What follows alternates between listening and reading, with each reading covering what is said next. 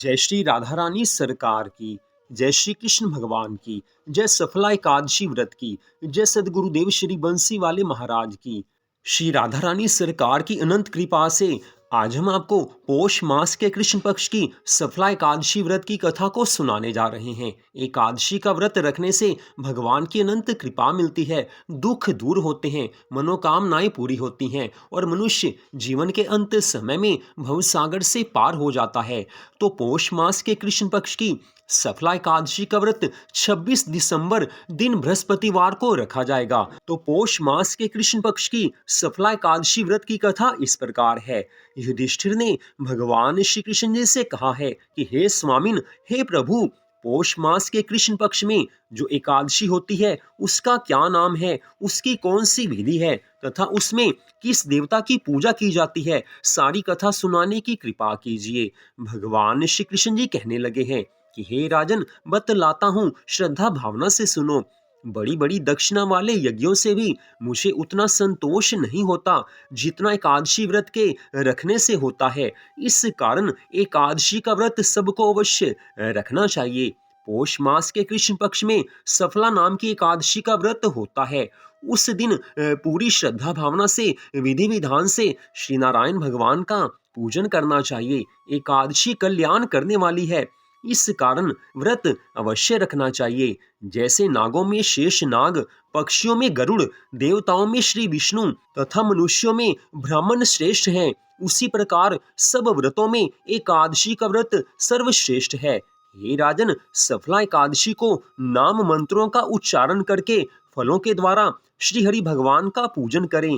नारियल के फल, सुपारी, बिजोरा नींबू, जमीरा नींबू, अनार, सुंदर आंवला, लौंग, बेर तथा विशेष रूप से आम के फलों से देव देवेश्वर श्री हरि भगवान जी की पूजा करनी चाहिए। इसी प्रकार धूप दीप से भी भगवान की अर्चना करें। सफला एकादशी को विशेष रूप से दीप दान करने का विधान है। रात को वैष्णव पुरुषों के साथ जागरण करना चाहिए। जागरण करने वाले को जिस फल की प्राप्ति होती है वह फल हजारों वर्ष तक तपस्या करने से भी नहीं मिलता है। हे राजन, अब सफला एकादशी व्रत की कथा सुनो। चंपावती नाम से विख्यात एक पुरी है जो कभी राजा महिष्मत की राजधानी थी। राज ऋषि महिष्मत के 5 पुत्र थे। उनमें जो सबसे बड़ा था वो सदा पाप कर्मों में लगा रहता था, पर स्त्री से भोग विलास करता, वैश्याओं में उसका मन लगा रहता। उसने पिता के धन को सदा पाप कर्मों में ही खर्च किया था। वह सदा दुराचार परायण तथा ब्राह्मणों का निंदक था। वैष्णवों और देवताओं की भी हमेशा वो निंदा करता था। अपने पुत्र को ऐसा पापाचारी देखकर राजा महिष्मत ने राजकुमारों में उसका नाम लुम्भक रख दिया। फिर पिता और भाइयों ने मिलकर उसे राज्य से बाहर निकाल दिया। लुम्भक उस नगर से निकलकर गहन वन में चला गया। वहीं रहकर उस पापी ने प्राय सारे नगर का धन लूट लिया। एक दिन जब वह चोरी करने के लिए नगर में आया तो रात में पहरा देने वाले सिपाहियों ने उसे पकड़ लिया।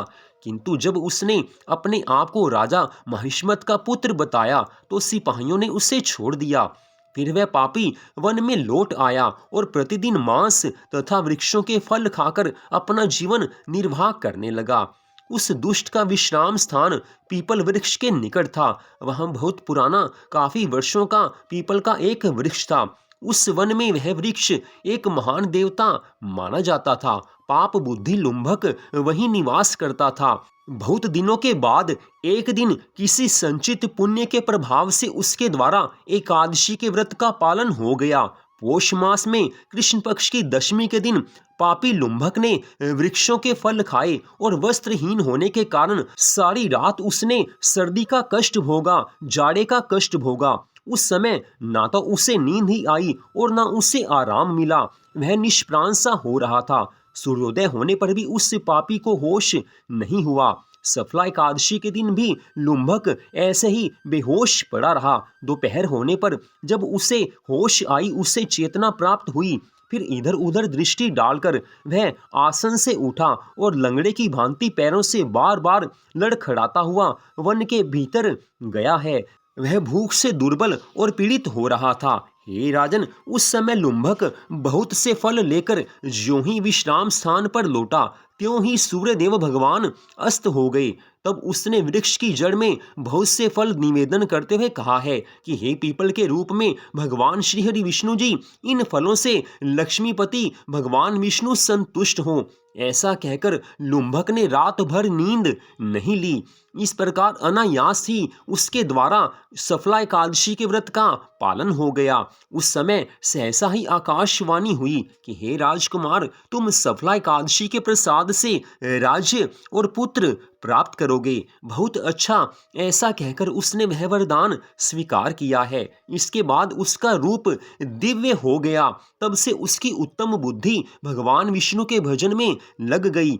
दिव्य आभूषणों की शोभा से संपन्न होकर उसने अकंटक राज्य प्राप्त किया और 15 वर्षों तक वह उसका संचालन करता रहा। उस समय भगवान श्री कृष्ण जी की कृपा से उसके मनोज्ञ नामक पुत्र उत्पन्न हुआ। जब वह बड़ा हुआ तब लुम्भक ने तुरंत ही राज्य की मोह ममता छोड़कर उसे पुत्र को सौंप दिया और वह भगवान श्री कृष्ण के समीप चला गया, जहां जाकर मनुष्य कभी शोक में नहीं पड़ता है। इतनी कथा सुनाकर आज भगवान श्री कृष्ण जी धर्मराज युधिष्ठिर से कहने लगे हैं कि हे राजन, इस प्रकार जो मनुष्य सफला एकादशी के व्रत का पालन करता है उसे इस लोक में सभी सुख प्राप्त होते हैं, उसकी सभी मनोकामनाएं पूरी हो जाती हैं और जीवन के अंत समय में वह भवसागर से पार हो जाता है, उसे मोक्ष मिल जाता है। हे राजन, संसार में वे मनुष्य धन्य हैं जो सफला एकादशी के व्रत में लगे रहते हैं, उन्हीं का जीवन सफल है। हे महाराज, इस कथा को पढ़ने, सुनने तथा उसके अनुसार आचरण करने से मनुष्य राजसूय यज्ञ का फल प्राप्त कर लेता है। तो इस प्रकार भगवान श्री कृष्ण जी ने धर्मराज युधिष्ठिर को पौष मास के कृष्ण पक्ष की सफला एकादशी व्रत की कथा को सुनाया है। यह कथा श्री पद्म पुराण में से हमने आपको सुनाई है। तो आज की इस परम सुंदर कथा को आपने सुना, आप सबका हार्दिक धन्यवाद। भगवान श्री राधा कृष्ण जी की अनंत कृपा सदा आप सब पर, आपके परिवार पर बनी रहे, इसी मंगल कामना के साथ जय श्री राधा रानी सरकार की, जय श्री कृष्ण भगवान की, जय श्रीमद् भागवत महापुराण की, जय सफला एकादशी व्रत की, जय सदगुरुदेव श्री बंसी वाले महाराज की। जय जय श्री राधे, जय जय श्री राधे, जय जय श्री राधे श्याम।